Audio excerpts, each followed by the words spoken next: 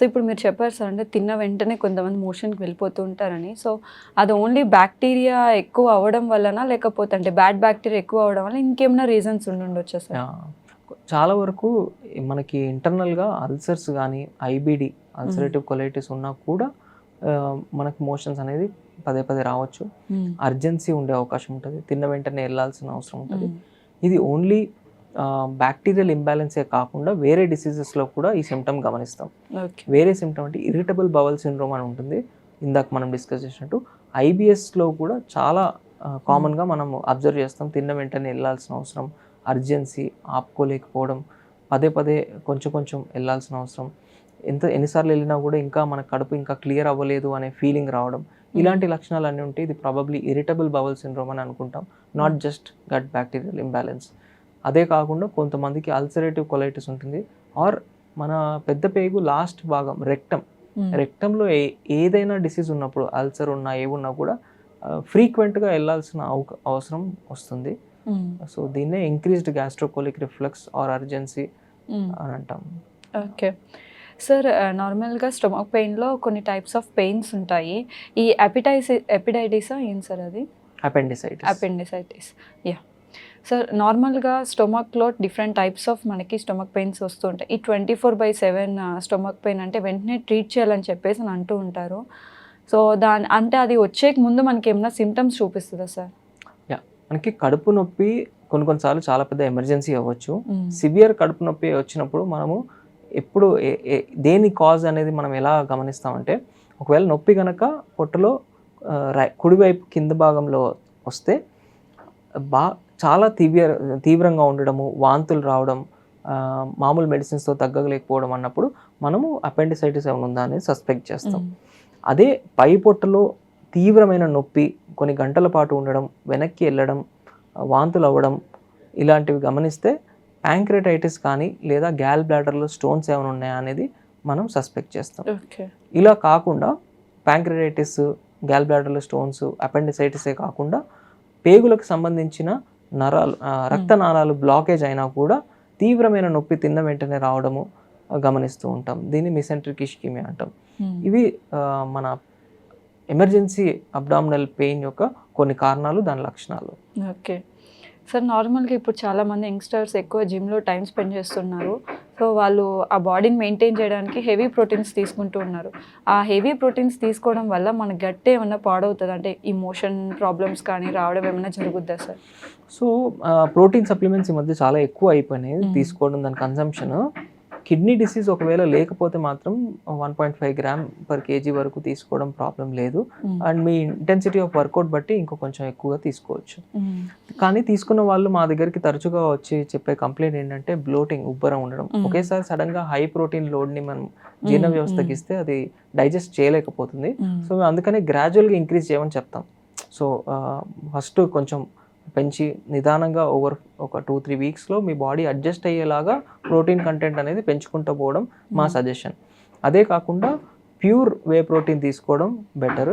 కొంతమంది muscle build చేయాలని gym ఎంతూజియాస్ట్స్ anabolic steroids and కొన్ని మెడిసిన్స్ తీసుకుంటున్నారు ఇన్స్టెంట్గా మనకి రిజల్ట్స్ రావాలని.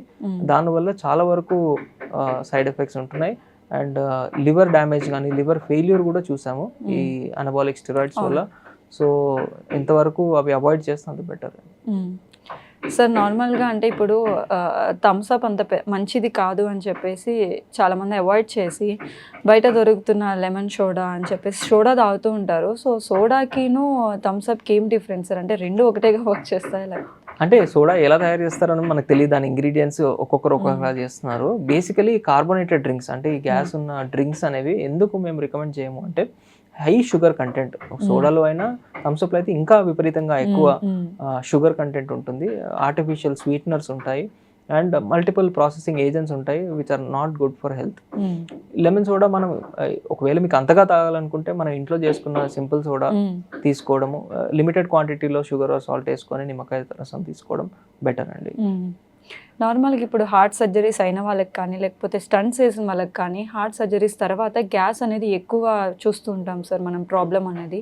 సో వాళ్ళ ఆ ప్రాబ్లమ్ని సాల్వ్ చేసుకోవాలంటే బై మెడికేషనే కాకుండా ఎటువంటి ఫుడ్ తీసుకోవాల్సి వస్తుంది సార్? ఇది చాలా ఇంపార్టెంట్ అండి. హార్ట్ ప్రాబ్లం ఉన్న వాళ్ళకి ఎస్పెషల్లీ స్టంట్ అయిన తర్వాత మేము గమనిస్తూ ఉంటాము గ్యాస్ ప్రాబ్లం అనేది పెరిగిపోతుంది. దీనికి ముఖ్య కారణం ఏంటంటే వాళ్ళకి రక్తం పలచబడడానికి మందులు చాలా ఎక్కువ ఇస్తారనమాట. అంటే హై డోస్లో ప్లేట్లెట్ మెడిసిన్స్ ఇస్తారు. క్లోపిడోగ్రల్ కానీ టికాగ్లెరాల్ కానీ ఇవి ఇచ్చినప్పుడు ఈ మందుల వల్ల కూడా కొంతవరకు గ్యాస్ట్రైటిస్ అనేది పెరుగుతుంది. అది స్టార్టింగ్లోనే ఎక్కువ ఉంటుంది. సో దానికి అదే కాకుండా కొంతమంది హార్ట్ బాగా వీక్ ఉన్నప్పుడు సో బ్లడ్ సప్లై అనేది మన జీర్ణ వ్యవస్థకు కొంచెం తక్కువయ్యే అవకాశం, లేదా కంజెషన్ అంటే బ్యాక్ ప్రెషర్ వల్ల లివర్ మీద కానీ జీర్ణ వ్యవస్థ మీద బ్యాక్ ప్రెషర్ వల్ల కంజెషన్ చేంజెస్, ఇలాంటి ప్రాబ్లమ్స్ వల్ల డైజెషన్ ఇష్యూస్ వస్తాయి. దీనిని ఎలా మనము కంట్రోల్ చేయాలి అంటే కొద్దిగా ఫుడ్ ఫ్రీక్వెంట్గా తీసుకోవడం, పదే తీసుకోవడము, అండ్ తర్వాత spicy deep fried oily foods తగ్గించడం, అడిక్వేట్ వాటర్ కంటెంట్ అంటే మీ కార్డియాలజిస్ట్ ఎంతవరకు మీకు పర్మిషన్ ఇచ్చారనేది. కొంతమందికి హార్ట్ ఫంక్షన్ చాలా తక్కువ ఉంటే ఎక్కువ వాటర్ అలౌ చేయము. సో మీ కార్డియాలజిస్ట్ సంప్రదించి ఎంతవరకు లిమిట్ ఉందో అంతవరకు వాటర్ తీసుకోవడం, ఫిజికల్గా యాక్టివ్ ఉండడం, గ్యాస్ట్రెంటాలజిస్ట్ సంప్రదించి ఇంకేమైనా వేరే కారణాలు ఉన్నాయా, హెచ్ పైలోరీ ఇన్ఫెక్షన్, అల్సర్, దానికి ఏమైనా ట్రీట్మెంట్ అవ్వాలో చూసుకోవడం, ఇంకా మరీ అవసరం అనుకుంటే ఆ రక్తం పలచబడే మందులని చేంజ్ చేయడం కానీ డోస్ కార్డియాలజిస్ట్తో మాట్లాడి తగ్గించడం కానీ చేస్తుంటాం. ఓకే సార్, నార్మల్గా పేషెంట్స్కి ఏ ప్రాబ్లం వస్తే ఏ డాక్టర్ దగ్గరికి వెళ్ళాలో అంత ఐడియా ఉండదు.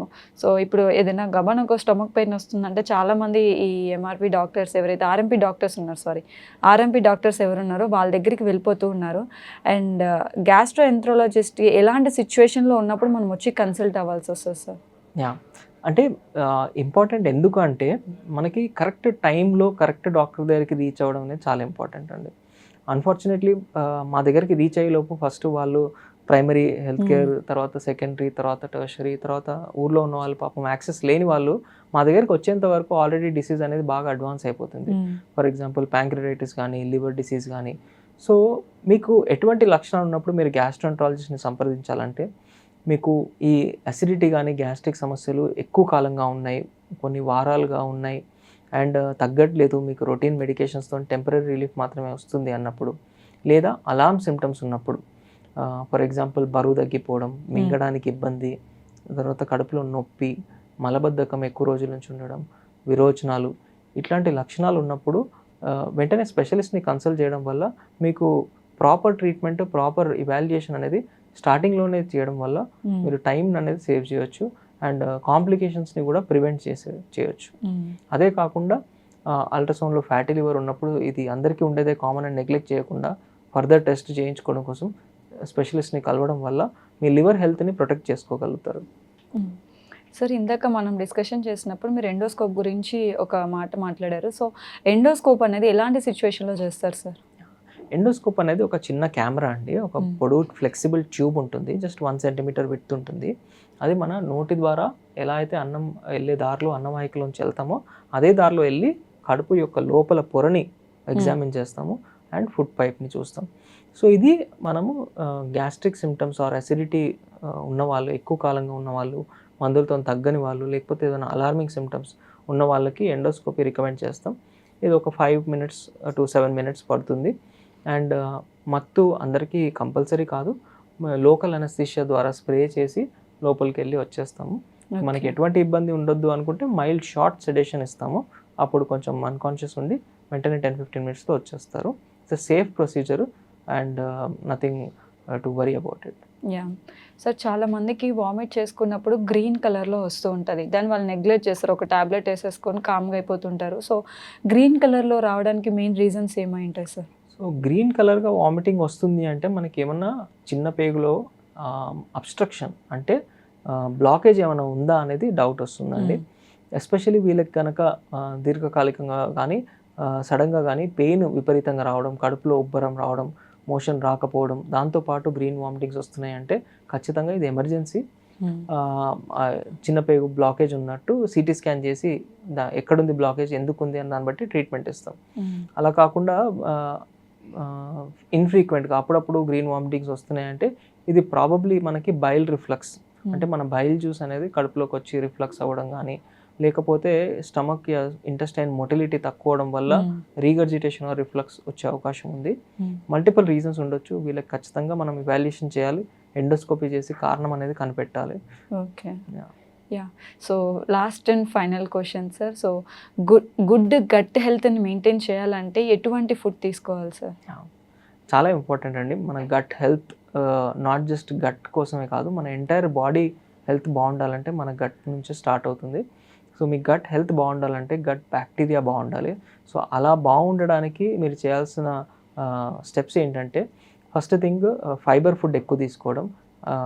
క్యారెట్, కుకుంబర్, బీట్రూట్ ఇలాంటి సాలెడ్స్ రోజు మార్నింగ్ బ్రేక్ఫాస్ట్లో ఇంక్లూడ్ చేయడం. అదేవిధంగా ఈవినింగ్ ఫ్రూట్స్ ఏదైతే ఫైబర్ కంటెంట్ ఎక్కువ ఉంటుందో, హైయెస్ట్ కంటెంట్ గువావాలో ఉంటుంది. జామకాయలు తినడం, పపాయ లేదా కివి, వాటర్ మిలన్ ఏదైనా ఫ్రూట్ ఈవినింగ్ ఖచ్చితంగా ఇన్కార్పొరేట్ చేయడం. ఈ ఫైబర్ డైట్ కాకుండా సెకండ్ థింగ్ వచ్చేసి water content. Kidney and heart disease లేని వాళ్ళు ఈజీగా 2 to 3 లీటర్స్ తాగొచ్చు. ఎంత ఎక్కువ తాగితే అంత మంచిది. మూడోది ఫిజికల్ యాక్టివిటీ చేయడం. డైలీ అట్లీస్ట్ ఒక half an hour moderate intensity physical activity, jogging కానీ, సైక్లింగ్ కానీ, షటిల్, బ్యాడ్మింటన్, టెన్నిస్ ఏదో ఒక స్పోర్ట్లో మీరు ఎంగేజ్ అవుతే ఆ ఫిజికల్ యాక్టివిటీ వల్ల పేగుల కదలిక పెరుగుతుంది, పేగుల బ్యాక్టీరియా కూడా మంచిగా అవుతుంది, బ్లడ్ ఫ్లో కూడా పెరుగుతుంది. ఈ మూడు కాకుండా ఫర్మెంటెడ్ ఫుడ్ ఎక్కువ తీసుకోవడం వల్ల కూడా ప్రోబయోటిక్ కంటెంట్ పెరుగుతుంది మీ బాడీలో. ఫర్మెంటెడ్ ఫుడ్ మనం రోజు సౌత్ ఇండియన్ ఫుడ్ ఇడ్లీ కానీ, దోశ కానీ తీసుకోవడం వల్ల కూడా మన గట్ బ్యాక్టీరియా పెరుగుతుంది. ఇవి కాకుండా బయట ఫుడ్, మసాలాలు, వేయించిన పదార్థాలు, కొవ్వు పదార్థాలు ఎంతవరకు తగ్గిస్తే అంత మంచిది. అదే కాకుండా ఈ cool drinks, carbonated drinks, alcohol, స్మోకింగ్కి దూరంగా ఉండడం వల్ల మీ గట్ హెల్త్ అనేది బెటర్ అవ్వచ్చు. Yeah, thank you so much sir. అంటే చాలా క్లీన్ అండ్ క్లియర్గా ఎక్స్ప్లెయిన్ చేశారు. Thank you so much sir. Welcome అండి.